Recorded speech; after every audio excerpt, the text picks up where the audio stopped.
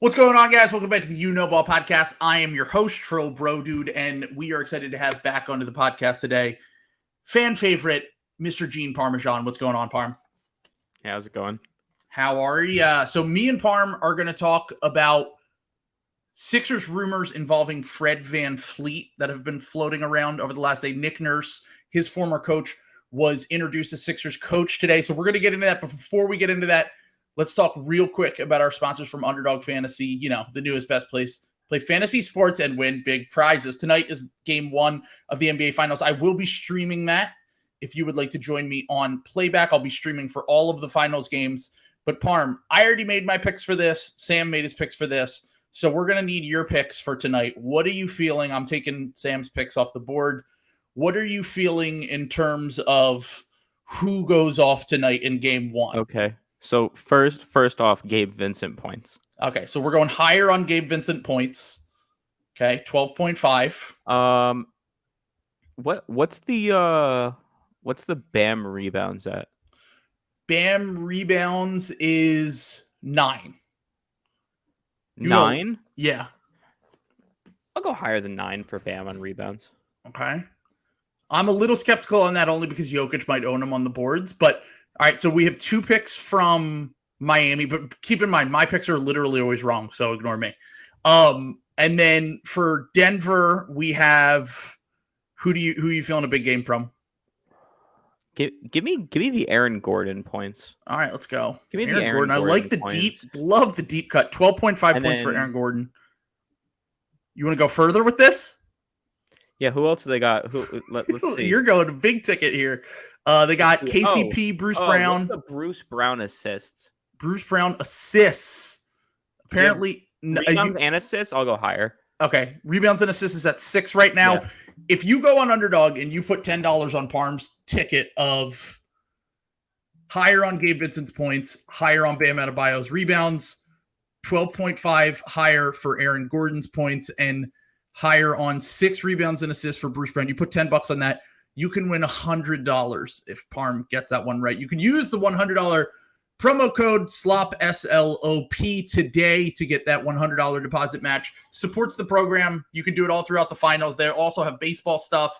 We'll be doing some football stuff for YKB listeners in the summer months. So you definitely want to check that out if you have not already. So Parm, There have been some rumors floating around, started by the man himself. Very rarely do you get a rumor that is started by a player in media, but if you didn't see the clip yesterday, Fred VanVleet was on Sham's show on Stadium, and he was talking about Nick Nurse's signing with the Sixers as their new head coach, and basically said, in short terms, he said, unless I'm there next year, I'll be rooting against him, but I want him to. I like Nick Nurse. We have a great relationship, but unless I'm there with him in Philly, I don't want him to succeed because I'll probably be back in Toronto, is essentially what he said.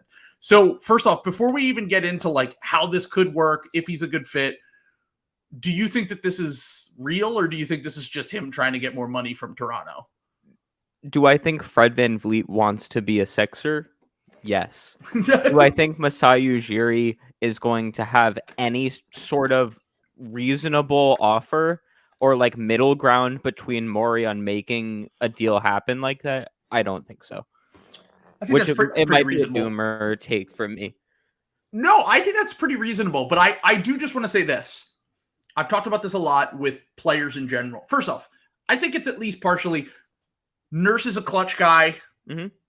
Fred VanVleet's a clutch guy. Shams is a clutch guy. So absolutely. I think that it probably helps that he's on Sham's show. He knows this is going to go viral if he talks about it because that's what happens in these kind of things. It does put pressure on Toronto's front office. They were never able to come to an agreement on an extension with Fred, which they actually could have offered him a decent amount of money off the current contract that he's on. Mm-hmm. So I think that they are trying to play a little bit of hardball with him in terms of how much they're going to pay him with this new CBA coming up, and also with and also the fact that like we don't know what direction they're going in. Are they bringing back OG and Siakam? Are they moving on from those guys this offseason? And that could dictate a lot of what happens. Yeah, but I kind of think if you are going to start a rebuild with them, he's probably like not to discredit Fred VanVleet, like you've seen my posts of his Darko graph with Steve Nash being exactly the same. Let's go. He's Post gonna 30 pop lead. off when he turns 30. He's going the Lowry route. Oh yeah. But he did have like probably his worst season statistically as a real player, like before his like G League two-way stint. That doesn't count. Like Sure. as like a real member of the rotation, this is probably like one of his worst seasons. Yeah. Last year. The shooting fell off, and if the shooting falls falls off, lower than it already was, which was the third most valuable player on the Raptors. So agreed. From that, I think he's very much available. And you could look at it like two ways from the Raptors' perspective. You could look at it as one way. Maybe they try to get younger and rebuild around their lottery pick and Scotty Barnes. And then you could also look at it from, well, Fred's not a guy that like demands the ball a ton. No. He's a good defender. He can shoot off the catch. He can play off ball. So maybe he is a veteran that you would want around for your young guys as they develop to be more of like on-ball guys. He's like an okay defender. I think he's like a very willing defender more than he's necessarily like skilled at it. Yeah, like he's very high effort, but like he does get clowned a little bit by the younger, faster guys in the league. Yes, he has moments where his foot speed isn't quite quick enough for the Tyrese Maxeys of the world, and then size wise, he's not quite big enough to hang with some of the twos that he might have to guard if he were to have to come to a situation like Philadelphia or even like he's seen in Toronto. The point of attack stuff has waned a little bit. I think part of that might be because he did have some injuries. Like he was injured during the Sixers series. Oh, yeah. He's been injured since then. But he's a smart defender. Like he's got good feel. He's good on both sides of the ball. The thing that I want to get out of the way here is I think that this probably is some sort of way to try to get a better contract out of the Raptors. But I do think that there is at least a part. I think the Nurse thing makes it a little bit like they've had a great relationship of all of his players. Like he's had he's beef with Siakam. OG's had issues with him. Fred and him seem like the only ones where they've really had like a really good, solid relationship from the jump. And I just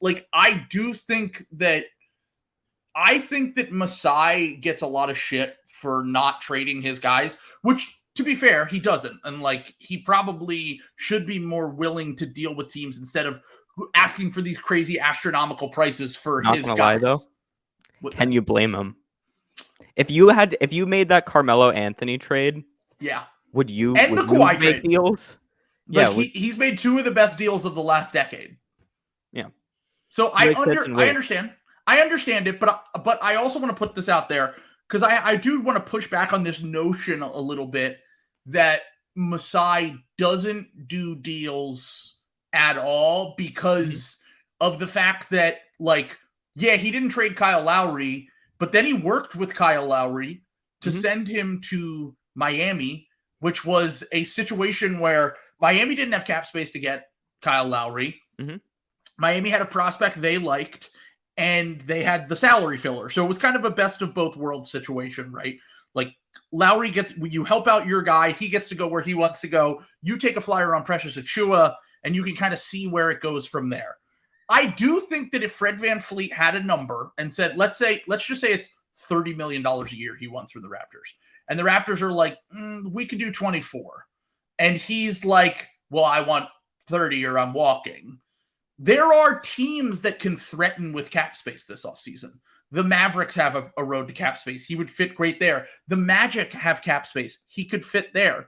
He's already won a title. He doesn't care about necessarily being he's not chasing rings by any means. I don't think that this is Fred VanVleet's opportunity to get paid.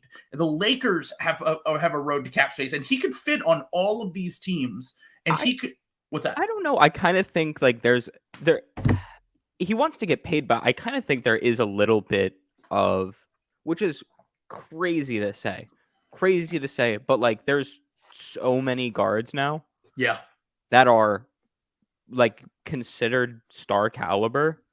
He does have to have a big bounce back this upcoming season if he wants to continue being a top starting guard in the NBA. I don't disagree with that. And Like I if also he wants to be a guy that people want. and someone that gets paid $30 million a year, certainly.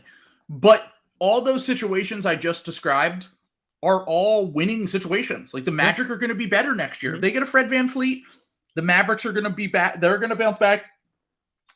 That's in a situation where Kyrie walks. The Lakers are obviously going to be contending. Like these aren't situations where you're going to like shit situations, and you might get a slight overpay. And even if it isn't a slight overpay, a point that someone brought up to me that I've been thinking about a lot is this Harden thing, with the fact that he might leave the Sixers and go to Houston and actually make a less money in the long term, but the state taxes are a big. Like, the taxes in Toronto are massive. Like You pay 2, right? Yeah, and like the Canadian taxes are just way higher than American tax. Like teams specifically teams like Dallas and Orlando you would be making way more money with the lack of income tax that you're getting there. Now, Pennsylvania is not quite as good, but it's certainly better than the Canadian taxes. And if you're factoring in all this shit, and Toronto is like, we don't know if we want to pay him, I think they would be willing to work with him to get him to a place that he wants to go. Having said that, the Sixers are going to have to give up something. Unless they find a pure Tobias Harris salary dump to the Spurs or one of these teams with cap space, the Pistons, whoever, it's going to need to be a team that the Sixers don't have a path to real cap space to sign a guy like Fred VanVleet if that is the case. It's going to probably need to be a sign and trade, and they're probably going to have to give up value. Now, whether I don't know what that value is. One, you still have to find a way to move out Tobias Harris to make the money work. Or worst case scenario, what I've thought of you could do a sign and trade with Houston if you send them a little bit of something. I kind of was thinking he needs to. If you're James Harden, you're going to Houston. Why wouldn't you sign and trade? Make it a sign and trade, because the Sixers can offer you that extra $10 million. So that's and you're going to a place that you're going to lose anyway. You might as well take the extra 10. You can't do it in a sign and trade. It's only if the player stays with their team, unfortunately. Okay. That's so that there's no way around this. Essentially, it's like the thing with the sign and trade, and this is only if Harden wants to help out the Sixers. And then also because they could just outright sign him to the money. This is only if Harden wants to be like, all right, you did good by me, I'll do good by you kind of thing, which maybe it doesn't happen. I mean, Houston doesn't really have any incentive to help the Sixers, and we don't have a ton to offer to them to really incentivize it, to then still have enough to incentivize Toronto. But you could be looking at a situation where DeAnthony Melton is sent to the Raptors, or if they like Jaden Springer, like they like Precious Achiuwa, Jaden Springer is sent to the Raptors. But all I'm trying to say here is if there's mutual interest between Fred VanVleet and the Sixers, and there are no other teams willing to pay him in the same way that the Sixers are, he will be a Sixer. That's just kind of how these things work in the modern NBA. Now, a player that's good enough that made an all-star team a year ago, that has a good relationship with his current front office, that has a relationship with the coach, if all of these things align, then yes, I'm still skeptical that any of this happens. But if that is what he wants, that is ultimately what is probably going to happen, as long as they can find somewhere to send either Tobias Harris or work at a sign and trade with the Houston Rockets. Now, and that's kind of my problem with the Tobias trade, though, as an idea, is that so Fred's on the move, but he's not the only big name that's potentially on the move. You have both Clay and Draymond. You have Karl Anthony Towns. You have Jaylen Brown. There's a ton. Bradley Beal is perpetually available. Sure. These are all-star level players that ideally all of these teams are going to want to break down into smaller contracts because of the new CBA. So if you're Masai Ujiri and you have Fred VanVleet, who is not a max contract player, he's a middle of the road contract that you ideally could maybe combine with someone else to get a star. Why would you pull the trigger to send him for Tobias Harris before you've waited out literally every other potential trade offer until the beginning of the season? It's definitely possible. Ultimately, what the Raptors are going to have to do when they make this decision is one, I think they need to pick a direction, whether they're rebuilding or they're they want to get better. Maybe they go in the opposite direction and they try to win now pieces or whatever. But all of this is, so Fred has one of two options. He can either decline his player option and he can sign a completely new contract with the Raptors and get signed and traded or stay with the team. Or what he would do in like a Sixers situation is he could pick up that option to get traded to the Sixers. It's almost identical to what Chris Paul did a few years ago. When he was, because he has that option to pick up that player option. If he picks up that player option, he can then extend off of that with the new team that's willing to pay him. So it's possible. You could be totally right. Like it could be a situation where they're like, well, why don't we just take a swing on like DeAndre Ayton or Karl Anthony Towns or whoever's out there? And we don't need to work with the Sixers on this. Like we can work around all this shit. But ultimately, I do still think that if he were to come to them with a list and say, look, if you're not willing to pay me, send me to these teams, they would work with him. It's all I'm trying to say here. It's like that's I just think it's going to be one of those things where you got to wait. That's a wait and see. Like you got to wait for a lot of big dominoes to fall before I feel like we're going to make any kind of move. Unless you're one of those people that thinks Maxi's on the move. I don't think Maxi's on the move, but I do think that a Fred VanVleet trade would make it.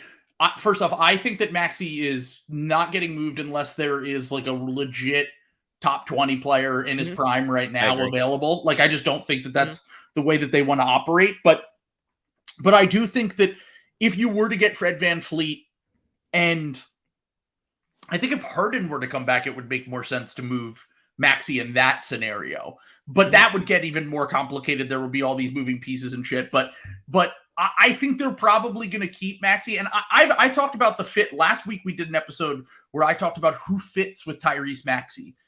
And Fred VanVleet was one of the guys on that list. And I know that there's going to be a size deficiency, and that's always going to probably hurt you at the higher stages of the playoffs. But like, look at who's available. Like, you're picking between Fred VanVleet and D'Lo and all these guys. Like Fred's clearly the best of all of them. We also kind of, because the team you think of when you think of small guards in the NBA, like two good small guards not working, not cutting the mustard, would be that Dame CJ core. They were running in Portland. They had no depth. Yeah. That was it, like in terms of their guards for a very long time. Were better offensively than Maxey and Fred VanVleet would be. Defensively, VanVleet Maxey will hold up much better. And even also they don't have Shake, who is 6'6". That's right. On the bench.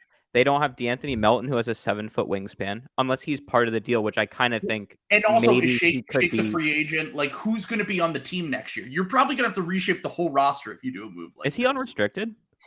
Yeah, Shake's unrestricted. Interesting. I didn't know if he was restricted or not. I don't think Shake's going to be back unless like it's a Furkan Korkmaz deal from a few years ago where every team was like, we don't really like. There was one team that was competing with us and we gave him like $5 million a year or whatever. Like, I would be surprised if Shake was back. But I've talked about this. I think that, and this is something that I had to come to a conclusion after we talked in the Discord, was like, DeAnthony Melton and PJ Tucker are great for this roster with James Harden, with Tyrese Maxey, with Joel Embiid. Remove Harden from the equation, and Melton and especially PJ Tucker's fit come into question a lot more, I think, in terms of how valuable. I mean, who's generating these open threes? It's James Harden. I'm absolutely thrilled. It's like one of the only things that's put a smile on my face in the last like 3 weeks is PJ. The idea of PJ Tucker with Nick Nurse has been doing miracles on me. Well, that gets me out of bed in the morning. As an assistant, I think, in Toronto. Wasn't he in Toronto at one point? Nah, that was so long. Well, yeah. He did play for Toronto, but I don't. He did. Maybe they crossed over for a little bit. Yeah, he before he played for the Rockets, he played for the Raptors for like 2 years. He was the LeBron stopper, quote unquote, during the LeBron years. Yeah, the early ones when it was Raptors Cavs. Like, interesting. I didn't even know that. It was almost 10 years ago at this point. But So yeah, but I just want to talk a little bit about how Fred would fit on the team, because I think you probably have to completely reshape the roster. while Melton and Tucker have a place on this team, I think with that lack of a real lead playmaker, their role might come into a little bit more question. Mm-hmm.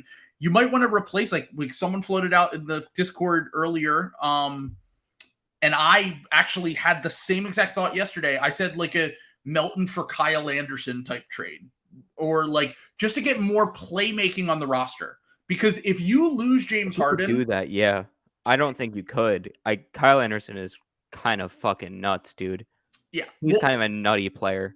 If you lose James Harden, mm-hmm. you're going to need to be more collective as a team in terms of playmaking. And I think that Fred isn't a lead playmaker, but him and Maxey, and if you add in a playmaking wing like an Anderson or someone like that, can kind of make up for the gaps that you're losing in playmaking while also being better defensively than James Harden. And I don't think you're ever going to replace James Harden's playmaking. Like you're not going to get a level of playmaker that's as good as James Harden.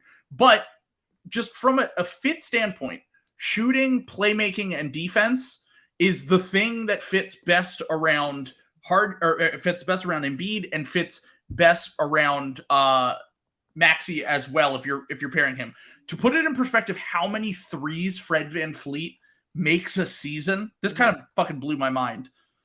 The single season leaders for 3-pointers in Sixers history, JJ Redick had 240 in 2019. Mm-hmm. Kyle Korver had 226 in 2005. And Robert Covington in 2018 had 203. It's so bad. Okay. Are we the worst 3-point shooting team in the NBA? In terms of history, it's really bad. It has to be. We have to be like bottom 5. Well, Furkan Korkmaz and Tyrese Maxey are already in the top 10 for most made threes in history crazy. For the Sixers. Didn't they have that guy in the 90s that was Dana Barros? Yeah, he's one of the 15 best shooters of all time. Yeah. But Dana Barros only played like 3 seasons for the Sixers. So he doesn't have and also he was one of the first high volume 3-point shooters. The guys didn't shoot as many threes as Dana Barros was shooting in the 90s. But Sam, I'm gonna add you in a minute once we're done this. But the thing I was trying to bring up here was, so to put it in perspective, if you were to take Fred VanVleet's last 2 seasons, his 2021-2022 season, he made 242 threes, which would rank the best ever for any Sixer in a single season. And this past season, which was a down season for him shooting wise, he made 207, which would rank 3rd all time on the Sixers single season. So he puts up at such a high volume. He puts up threes like crazy. And that's something that the Sixers have, like, even with our good shooters, they rarely ever put up the volume that Fred VanVleet does. Like, I think the only guys that ever have are like Redick, Isaiah Joe, who didn't ever really get any run, and Melton. Like, those are the 3 guys. Oh, and Danny Green. Yeah. But like, we need as many high volume 3-point shooters that can also handle the ball, play, make, pass. Like, I actually think that defensive shortcomings because of the size aside, I actually think that Fred's about as good of a fit as you're going to get for any non-superstar guard that you can put in there. And like, James Harden isn't a superstar anymore, but he's and like, I actually was laughing at it because Harden stands on Twitter were like getting so mad that we were interested in Fred VanVleet, and I was like, Harden's leaving. Like, what do you just want to? In honor of Harden, we're going to start 4 players every game. Like, what? Part of me wants to believe he's coming back still. I don't either. But I need something. I need something. I'll tell you this much. Otherwise, I have PJ Tucker and Nick Nurse. That's it. That's all I got. Yeah, I mean, I don't know. Let's let Daryl doesn't have many assets to work with this summer, but let's let Daryl cook one last time. What you could do is you could do the reverse Melton. Okay. So you just do the Melton deal backwards. Trade him for the 10th pick in the draft to the Dallas Mavericks. If you can get 10, sure. I was saying take what would we get Roddy with, like 25? 23, I think it was. Yeah. Yeah. I would. Yeah, I would do it for the 23rd pick in this draft. Yeah, this draft is actually better. Only this draft. I was gonna say this draft is literally deeper. Wingstop. Yeah. No, this is a great draft. Yeah, and you can get real value at the end of the first in this draft. Yeah. And with the way that the Sixers draft at the end of the first, and with the new CBA, it's not the worst idea in the world. No. Like, you're getting crazy. Like, I've never seen this many 6-7 ball handlers in an NBA draft before. Get a little Chris Murray action going. Chris Murray is like crazy. What is he projected? Like 20? He's 25th on Tankathon right now. He is the 22nd pick in the draft. Yeah, and he literally had an identical season to Keegan Murray, who is his twin. He's going to be an NBA rotation wing at the very minimum.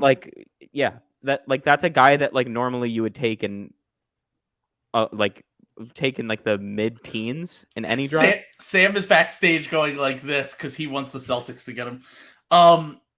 The thing about Chris Murray is he also aligns with your twin, the market inefficiency, which if Daryl listened to us a year ago, we would be NBA champions. We would have got Caleb and Cody. Also why it's All-Star clears. All-Star clears. So we're going All-Star. That's literally that's also Sam's guy. He's with you. He thinks the real market inefficiency is getting All-Star, who we're going to talk about the draft actually during the Patreon part of this podcast, but we're going to talk about the draft. We're also going to talk about Monty Williams getting paid and a ton of other shit. But overall, I love the idea of going after Fred VanVleet. I don't know if it's super realistic, but I think the ties to Nick Nurse, the fit, if Harden walks, and whether they can find a place to move Tobias Harris's contract, I just think I think it's kind of a no-brainer if it's a possibility. Yeah, absolutely. I would trade. I would literally shit myself for Buddy Hield. Terry Rozier and Kelly Oubre would do fucking miracles on me. If we got Fred VanVleet, I don't know what I'd do with myself. But Sam is losing his mind backstage. Let's just add Sam to this because literally, Parm is bars cooking right now. He's cooking. I'm just backstage. Naming all your guys. Say to Terry Rozier, shout out. I was in hell. My mentions were in hell because I was proposing Terry Rozier for Malcolm Brogdon, and everyone was getting mad at me because Malcolm Brogdon's a better player just because he is statistically and all of his NBA career. They don't understand the swag market and the vibes. Yeah, Scary Terry. Yeah, he doesn't have a nickname. He's what is he? The president is his nickname. That's a lame fucking nickname. Scary Terry's his nickname. That's that's Malcolm Brogdon's nickname. Oh yeah, Malcolm Bogdan. There we go. Got him. Got his ass. Fucking owned him because he's got swamp ass because he can't defend. There we go. Got him. Got absolutely cooked on here. Also, do not watch Terry Rozier's defensive highlights in Charlotte. Although that might be a culture thing. I don't think anyone fucking defends there. Terry is your average guard defender where he's going to get cooked sometimes, but he'll also just be amazing. So, it's LaMelo's league. Yeah. That's all you got to know. It's LaMelo's league. It's Steve Clifford's league. You know, you can't make assumptions. I said if we can't get Fred VanVleet, we have Fred VanVleet at home, and we have an array of options of fake Fred VanVleets, including Terry Rozier and, more importantly, Peyton Pritchard, who is once again asking to be freed from the hell that is the Boston Celtics. I think he's actually kind of good. He's not playoff rotation player good, but I think he if the Pistons got him, he would immediately win them 5 more games. You know, Monty has a movement system. Yeah, he's going home to Portland. Yeah. He's going home. Congratulations, Boston Celtics. You just got Justice Winslow. Congratulations. I'm in. Let's go. 2015 draft Sam is back. I'm so back. I'm so back. Sam, are you a fast Parm, are you a fast PP guy? I don't know. He's like a Boston Celtic end of the rotation guy. Either he's Jesus Christ or he's the worst basketball player I've ever watched. It was one or the other. Yeah, he's definitely he's a heat check guy, as Bill would like to say for sure. Yeah, an irrational confidence guy. But also they had Semi Ojeleye. like there's ups and downs with the Celtics. They also had Romeo Langford and Aaron Nesmith, who are now NBA rotation wings. Kind of. Romeo Langford is not done. It's Romeo. You wait. Wemby is going to get in there. He's going to recognize this is the co-star I needed. Keldon Johnson going to fade to the background. Romeo is going to take over. Mark my words. Let's go. Yeah. All right. Keldon.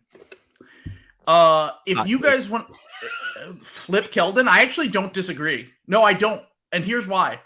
Keldon is one of the best contracts in the NBA, and you could probably get real value for him. I mean, he's a good player. He's not good on defense, but his offense is good. Mm-hmm. But if you're getting Wemby, and I think they have better on-ball creators. Mm-hmm. Like, I think that Wemby's going to need the ball. Also, Vassell's better on ball. Does he still play? I guess he played a little at the 3 this year, but he's like primarily a 4. Yeah, and they have Sohan, who's going to play the 4. Is he a 4? I thought he was like a 2. I don't know. We're all over the place. Keldon was drafted as a shooting guard, and they slotted him up to the power forward. They did like the DeMar thing. They did the reverse. Mm-hmm.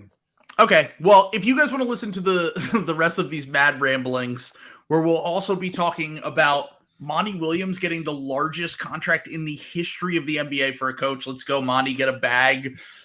And we're also going to be doing a little draft research. We're going to be learning who Parm's guys are in this draft, because the NBA Finals on, but no one cares. And we're also going to be talking about some of my guys and then just some general thoughts on the class. It's kind of a deep class, so I have a lot of work to do to catch up on this. So if you want to join, link is in the description. Sign up for the You Know Ball Patreon. And also I've been doing, in addition to this, we've also been doing slop streams where I go on and I talk to fans and writers of different groups. We've already done a Nets episode, we did a Blazers episode, and we did a Bucks episode on what their off seasons will look like. So those are only on the You Know Ball Patreon. So if you want to check those out, link is in the description.